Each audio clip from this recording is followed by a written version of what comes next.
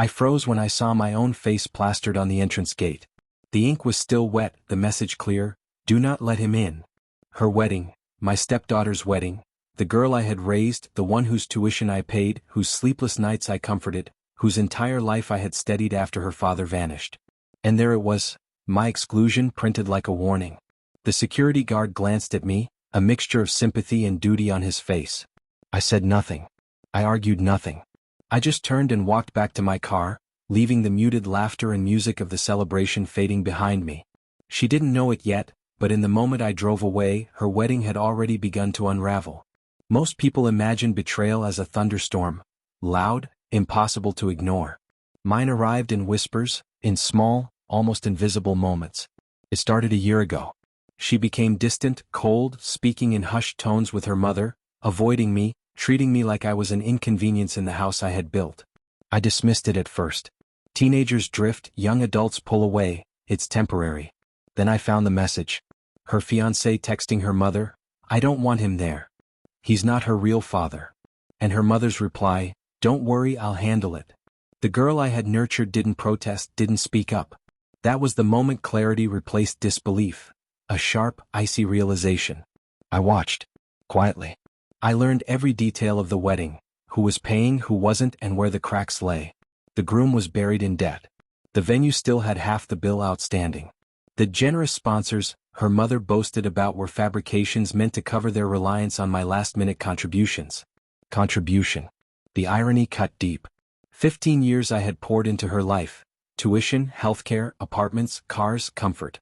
And now they were ready to discard me because the groom's approval mattered more than my presence. So I acted. Not out of malice, not illegally, but strategically. I withdrew as guarantor on the car she had yet to pay off. I froze the credit card she had been using for wedding expenses. I retracted the venue deposit, which was under my name. One by one I removed the supports they thought were untouchable. I wasn't trying to ruin their day. I only wanted the truth to arrive at its most potent moment. Timing, after all, is everything.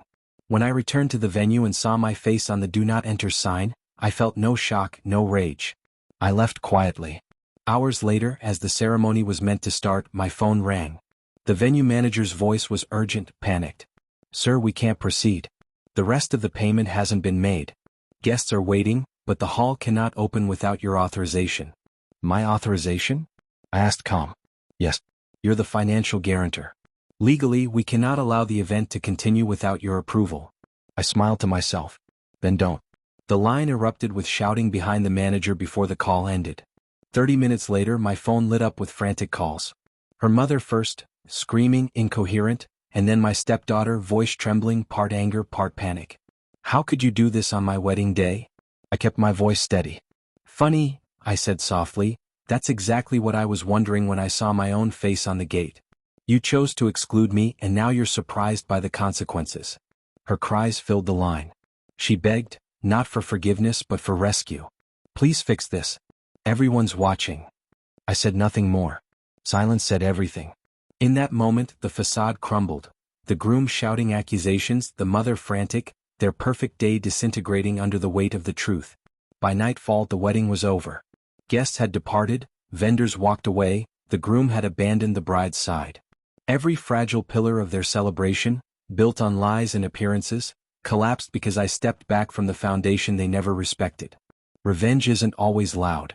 Mine was silent, precise, unshakable. No public humiliation. No outbursts. I simply removed myself and let reality take its course. Sometimes the strongest act is to walk away.